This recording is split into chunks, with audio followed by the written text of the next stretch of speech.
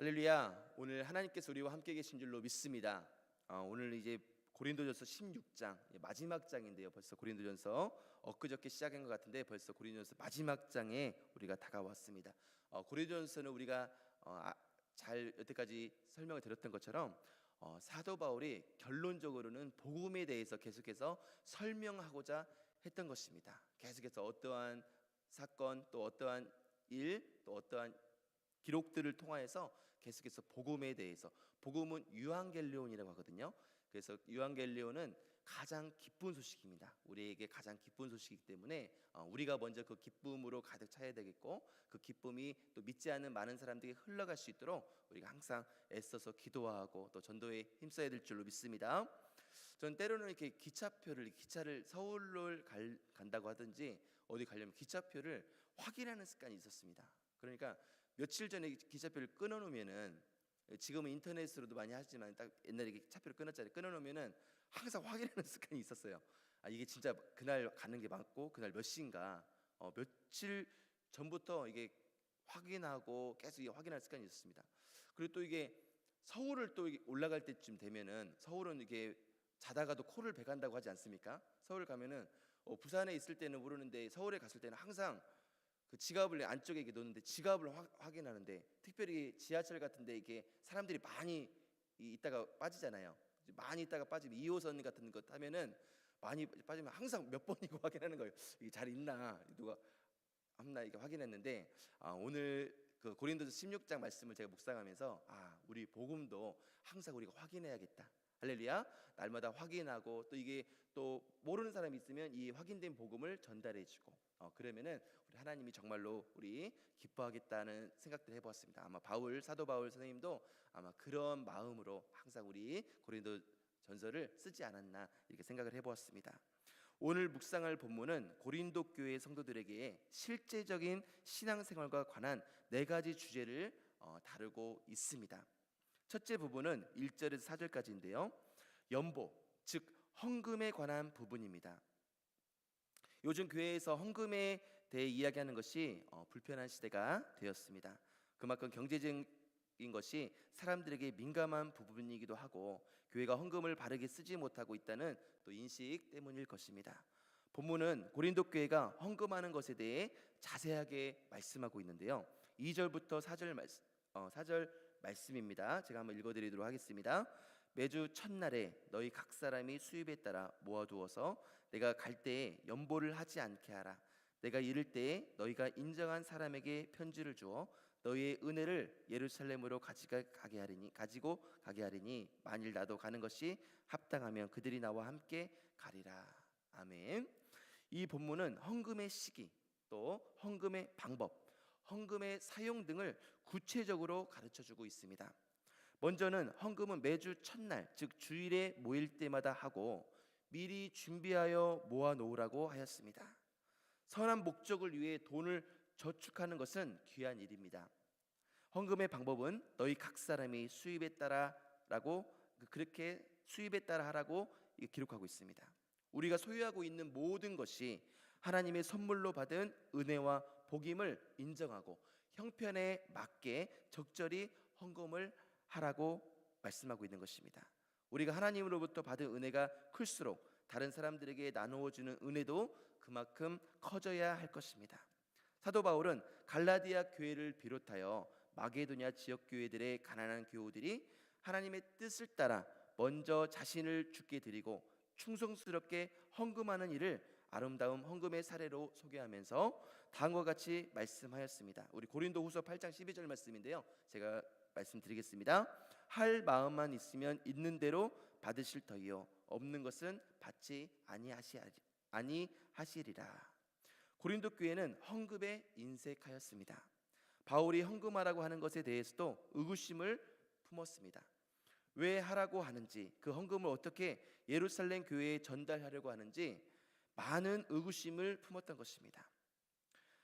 그래서 헌금의 사용에 대해서는 헌금한 고린도 교회 성도들이 인정한 사람들과 믿을 만한 편지와 함께 직접 어려움과 고난 당하고 있는 예루살렘 교회의 형제들을 방문하여 전달하겠다고 하였습니다. 그런데 유독 왜 이 헌금 이야기를 고린도전서 16장에 했을까요? 우리가 고린도전서 15장을 우리가 어제 살펴보았던 것처럼 바로 부활장이었습니다. 예수님이 우리의 모든 죄악을 대신하여 십자가에 치시고 정말로 죽으셨다가 3일 만에 부활하셨는데요.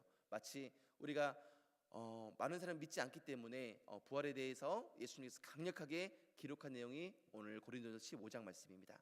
마치 나비가 애벌레로 있다가 번데기가 되고 나서 얼마 시간이 지나면 나비로 날아오르는 것처럼 정말 그 애벌레가 번데기에 대해서 나비로 될 거라고 누가 생각을 했겠습니까? 계속해서 나무를 기어다니고 잎사귀를 기어다니면서 잎사귀를 먹고 자랐던 번데기, 그 애벌레가 번데기가 된 후에 어느 순간 그 죽음에 이르러서 나비로 탄생을 하게 되는 것처럼 우리의 삶 가운데 70년, 80년 인생 가운데서도 정말 우리가 어느 순간 죽음에 이르렀을 때 우리는 죽음으로 끝나는 것이 아니라 천국과 지옥으로 우리는 정말로 영원한 삶으로 부활됨을 믿으시기 바랍니다. 예수님 믿지 않는 자는 영원한 멸망인 지옥에 떨어지게 되고, 우리 예수님을 믿는 우리들은 정말로 예수님 때문에 우리가 선하게 살았기 때문에 선한 일을 했기 때문에 구원받고 천국에 가는 것이 아니라 못났음에도 불구하고 버림받아 마땅함에도 불구하고 못난 그대로 버림받아 마땅한 모습 그대로 있는 모습 그대로 주님께 나왔을 때 우리의 죄를 주님이 용서해 주시고 주님의 공로로 인하여서 우리는 천국에 가는 줄 믿으시기 바랍니다. 마치 미국에 가려면 미국 가는 비행기를 타면 갈 수 있는 것처럼 우리가 운전을 하지 못한다 할지라도 미국 가는 비행기에 몸만 실으면 비행기가 미국에 갈 수 있는 것처럼 천국도 마찬가지입니다. 예수님이라는 비행기 안에 우리의 몸만 실으면 됩니다. 우리가 굳이 조정하지 않다 하더라도 그 비행기 안에 몸만 실으면은 우리는 천국에 갈 수 있음을 믿으시기 바랍니다. 이 부활장을 설명하면서 고린도전서 또 마지막 장을 끝맺으면서 왜 사도 바울은 이 헌금, 연보에 대해서 말씀하고 있는 것일까요? 이 안에는 엄청난 축복이 있기 때문에 그렇습니다.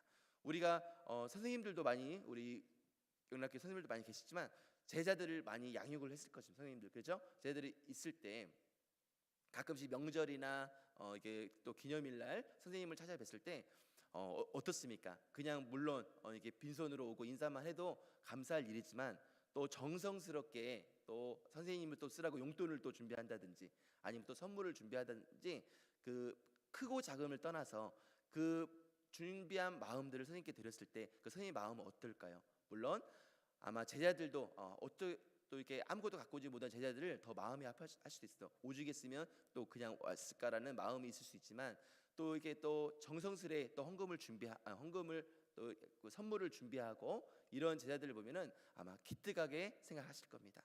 부모님이 자녀가 부모님께 선물을 하면은 그거를 정말 받지만은 마음속으로는 여러 가지 생각을 하실 겁니다. 때로는 얼마나 힘들게 이걸 벌었을까.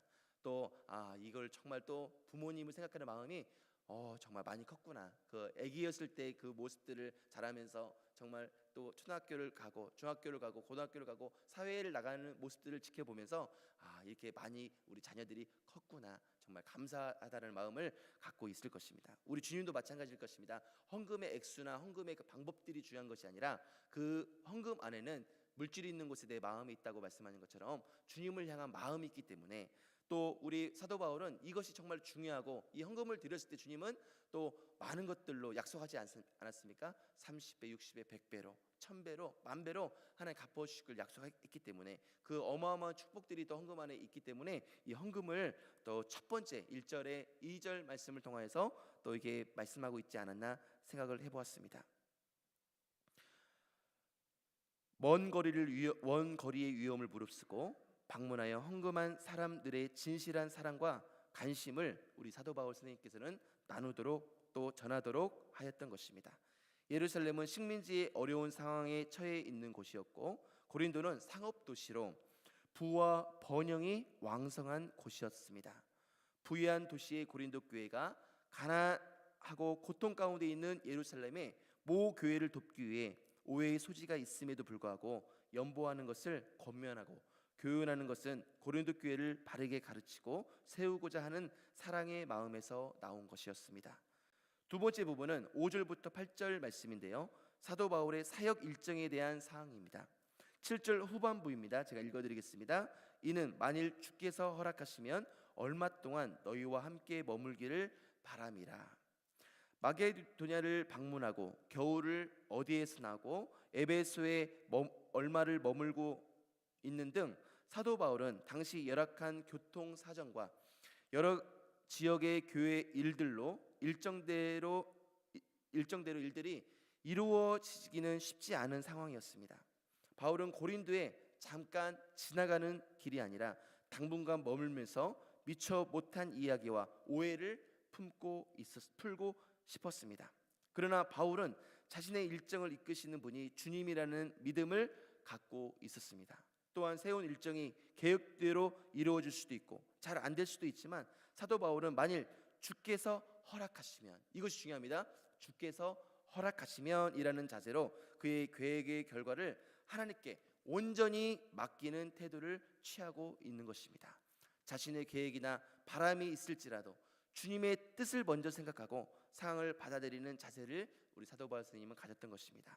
야고보 4장 15절 말씀에 이렇게 기록되어 있습니다. 주의 뜻이면 우리가 살기도 하고 이것이나 저것을 하리라 할 것이라고 하였습니다.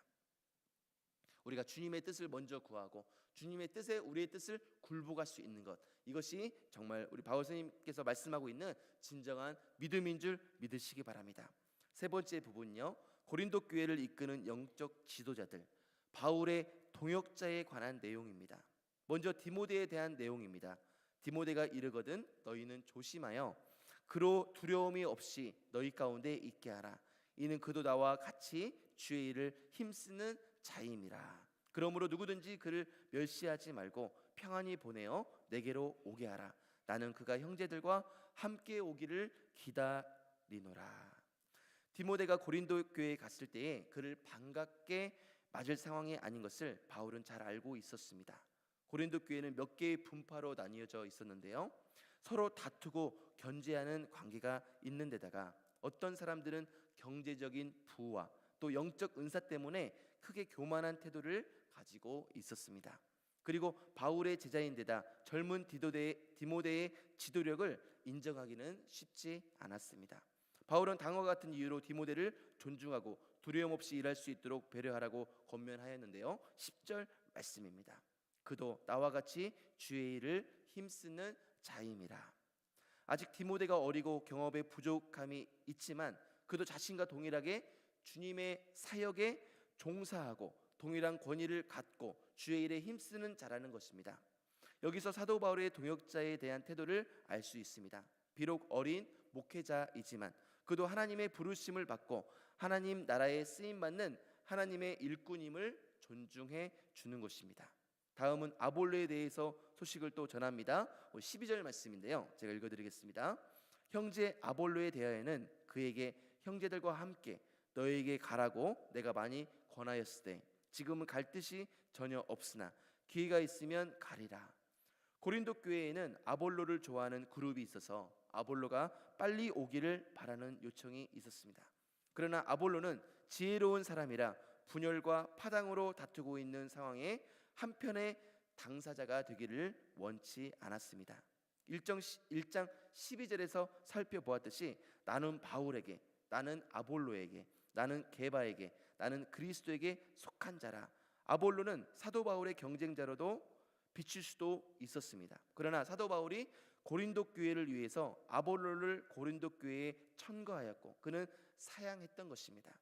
사도들은 서로 경쟁을 하지 않았고 성도들의 위로와 교회의 유익을 위해 협력하였습니다. 그리고 교회 안에 특별히 수고한 스데바나나 가정에 대해 각별한 인사와 당부를 하였습니다. 15절 말씀인데요, 형제들아 스데바나의 집은 곧 아가의 첫 열매요 또 성도 섬기기로 작정한 줄을 너희가 아는지라. 내가 너희를 권하노니 이 같은 사람들과 또 함께 일하며 수고하는 모든 사람에게 순종하라. 내가 스데바나와 부두나도와 아가이고가 온 것을 기뻐하노니 그들이 너희의 부족한 것을 채웠습니다. 그들이 나와 너희 마음을 시원하게 하였으니 그러므로 너희는 이런 사람들을 알아주라. 아멘. 아가야 지역은 고린도가 위치한 그리스 지역을 말하는데요, 스데바나의 가정이 최초의 회심자들이었고 성도들을 섬기는데 특별한 헌신을 한 사람들이었습니다. 여기 성도 섬기기로 작정한 줄이라는 단어는 ek탁산 헤아투스인데, 그것은 다른 사람들을 존중하여 그들의 필요를 채워주고 그들을 돕는 일을 의미하고 있는 것입니다. 그 가정은 사도 바울의 마음을 시원하게 하였고 교우들을 시원하게 하였습니다.